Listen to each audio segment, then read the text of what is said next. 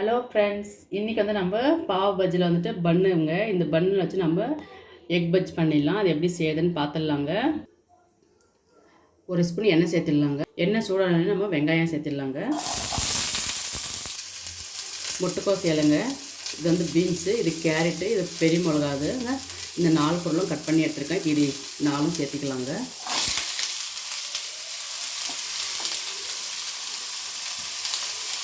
இது எல்லாமே நல்லா ஃப்ரை பண்ணிடலாங்க.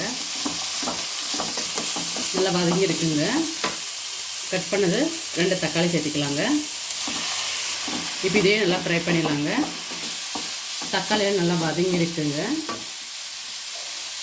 இப்போ வந்து நம்ம முட்டை உடச்சி சேர்த்திக்கலாம். 6 முட்டை சேர்த்திக்கலாங்க. இப்போ இதே நல்லா மிக்ஸ் பண்ணி விடலாங்க. 3/4 ஸ்பூன் உப்பு சேர்த்திடலாங்க.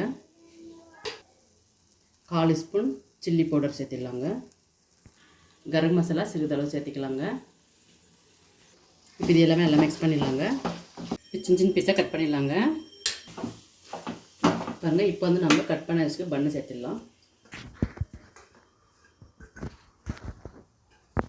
இப்போ எல்லாமே மிக்ஸ் பண்ணி விடலாங்க.